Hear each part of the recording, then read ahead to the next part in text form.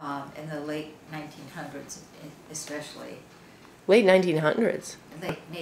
Yeah, like 19. Oh, 80s, 90s. What it? Yeah. Yeah. Okay. That that Annapolis, Maryland Avenue and State Circle were originally. Let me back up.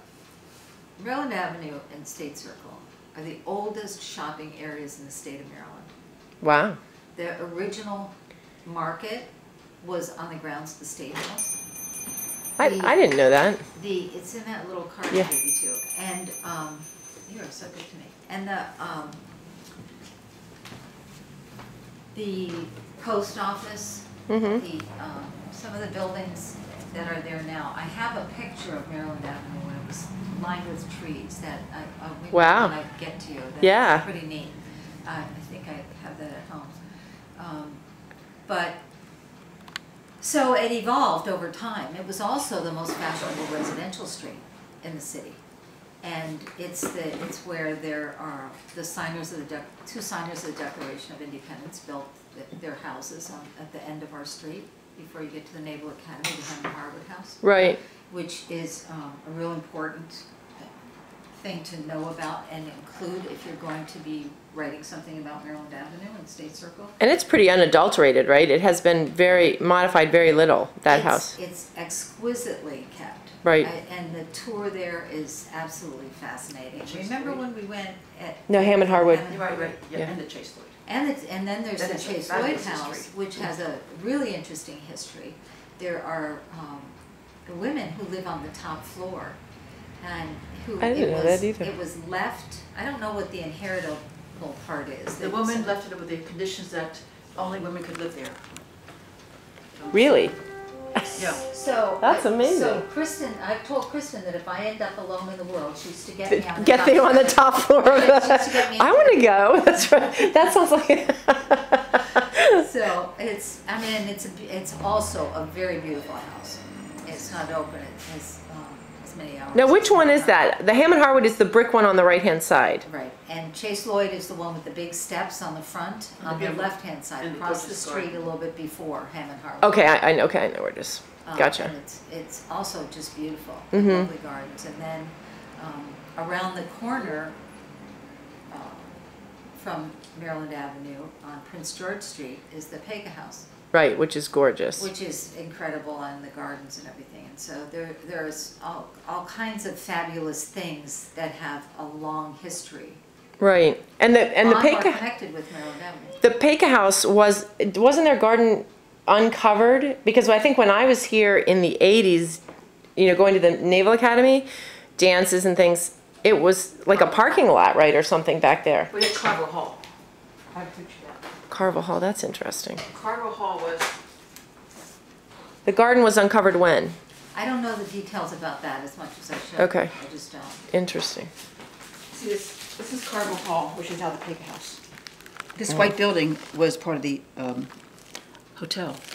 This was all torn down, removed, and they unveiled the original gardens. That's what, because that was, and when was that, do you know? It was before 88. Okay. It was before 85. Because I was here in 81. Oh. Like 79, 80, 81, and it was not uncovered, it was not a garden, it was... Oh, it's about, I didn't realize it was that recent. Well, late since 70s. we have this enterprising young man, he can go to Pega House and talk to somebody from Right, Historic Annapolis right. and get that You should do that. What was that spelled? Was it PACA? Yep. PACA. Okay. Yep. And Hammond Harwood, because I really think if anybody's going to really do some kind of history about Maryland Avenue and State Circle, it should include that, not just about shopping. Right. Because really, part of my my interest and my commitment about Maryland Avenue has to do with history and tradition. I mean, it's such a historical street, and it has so much tradition, and so that's really important to include those things, I think. And the Opera House. Absolutely. Yes. You want to talk about the Opera House? Yeah, Did you talk about already? No, where's the Opera House? Is on the corner, is on Maryland Avenue. The Opera House, the old Opera House is on Maryland Avenue, on the corner of Prince George and Maryland. It's now a dance studio. Oh, okay. It used to be Tom Dawson's Right. art gallery for over 20 years. A long time. That is so cool. And to the left, the little insert there used to be where you buy your tickets. There's And- a little setback space. Okay.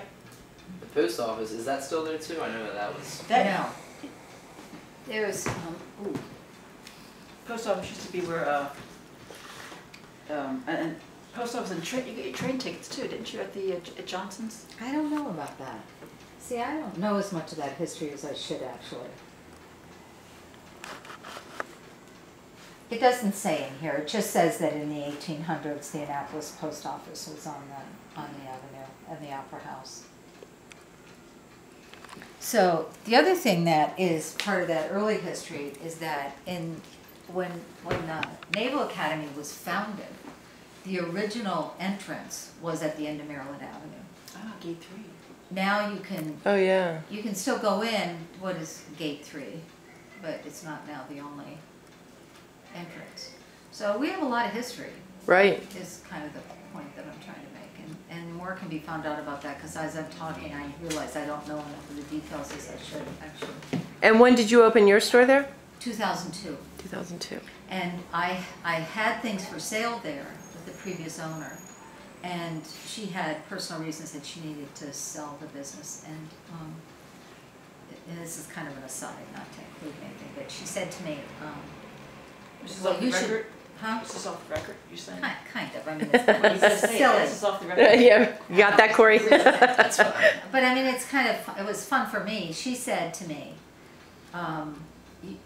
you should buy this business and do it. And I said, oh, I can't do that. I mean, I had a job and I was buying and selling things my whole adult life for fun and extra money.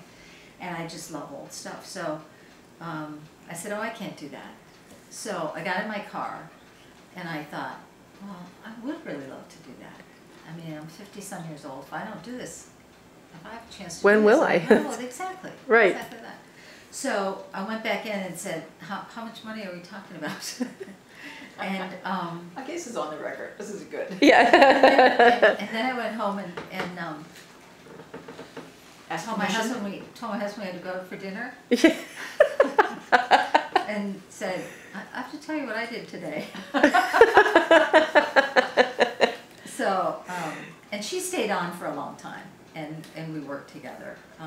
But she wasn't able to really have the whole business anymore for other reasons, and she's since moved away. But and I love it.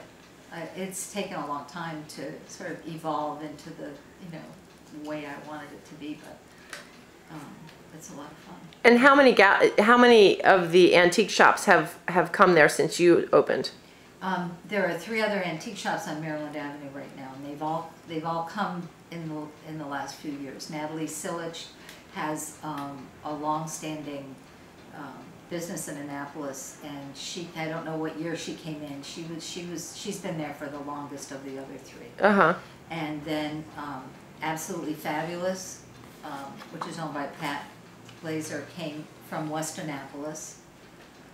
And then Blue Crab Antiques also came over from West Annapolis.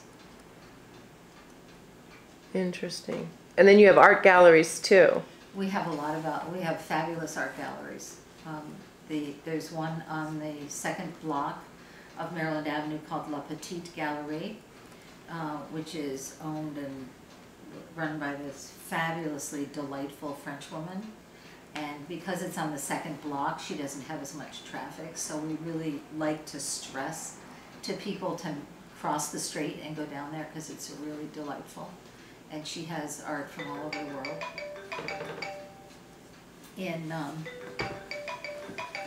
I love these ringtones. Getting a nice assortment. Mine is boring. Oh, sorry, I have to answer this. Can you stop while you're Sure. good cooks?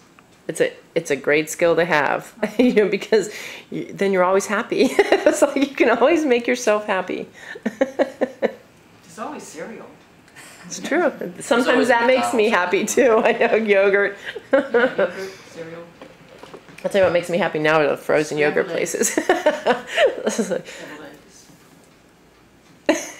So this is kind of jumping around here. I should have thought about this more.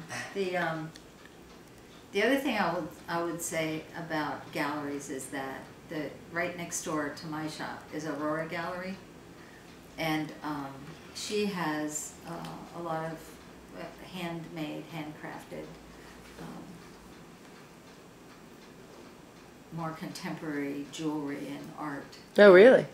It's a lovely place, and Yes, it is. she's a former elementary school art teacher, and she's had that business for probably 20 years. Does she make it? And she makes these incredible sculptures that are of all kinds of materials, and they're just fabulous. Oh, And you neat. never know what she's going to make. She's extremely creative. There's a hedgehog. No, it's not a hedgehog. What does she have in there now? I can't remember honestly, but it's really delightful. There's some really nice things in there. And which is the place that had it had jewelry, and so for the May Day they had like a jewelry box, and they had jewelry in the jewelry box, and they had flowers in it for the May Day basket. Do you know who I'm talking about? I don't. I have the most fabulous pictures of. On Maryland Avenue? It's on Maryland Avenue, and it was this. It was like an old-fashioned jewelry shop, or they had old. I don't know exactly, but it was one of the most interesting, creative May Day baskets I've ever seen. Huh. Basket in quotes, but it was pretty cool. I'll send you the picture if I can find it. Yeah, I might know who it is. Yeah. I don't know. Augustine's or Nyland's, right? Well, those are the two jewelry stores. Yeah. Or Aurora. Pa's Pet Boutique, I think, also had an interesting May Day basket because they had dog collars and I don't know, like different things in it. So one of the things about Pa's Pet Boutique, other than the fact that it's really a unique kind of store, even though there are other stores that have things for pets, is that Michelle, the owner, is incredibly active in causes that have to do with animals, and she does all this charitable work in connection with Paws, and they do a fabulous job. Oh, neat. She really could use. I mean, I would love it if you wanted to do an article about her, or it would be easy to do because what they do is just incredible. You She's got should do that, endless- Corey. Get She's him. got endless energy, and she's such a resource to the world. I mean, Right. It's really wonderful. That They would do be- something with Lowe's, don't they? With Lowe's, they do a benefit Every month they have a dog. on Friday once a month, Oh. and it's different for different causes. And I think she did something with the mall. Wasn't she at the mall when we did our launch? Didn't they give out pet, or maybe it was the next day for the CVB, when the CVB was announcing their pet focus? You know, I tend to ignore that dog stuff, so I really don't. I think that's what it was. I think because I went there and in their bags, they were announcing the pet friendly, that push that the CVB did. They were, and then they had dog biscuits and different things in the bags. I did see a sign on the window saying it's the dog pet-friendly city. We have great pictures. The CVB did a great big push about that, and they did a big press release, and but Annapolis has always been that way, and so we have great pictures of like the dog bowls outside, or the the bowls with dog treats, and dog bowls outside. yeah. And if they come inside, which we invite them to do, we like children and dogs in the shop. We are perfectly happy. I have a speech I give mothers when they come in. And What do you tell them? say it again. What's the speech you give your mothers? The speech I give to the mothers is they're saying, don't touch anything now, and be really careful, and hold my hand, and I take them aside and say, now, you do whatever you want, but I just want you to know that we like having children in here. There's so many interesting things in here. They should be able to touch them. They can look around. It's no problem. You need to relax, enjoy yourself here, and it's okay. So now that I've said all that, it's my responsibility if everything happens, but children never break anything. Never. They don't. And there's so many, they love this stuff. And there's lots of interesting things, so they should get to. And you hear so many stories about people going up in their grandmother's attics and going through things. My mother has more stories about that, and they're all like this fabulously magical stories, about looking at old dresses and looking at, because her mother died when she was really, so that is really interesting. That's a cool thing that the kids can touch.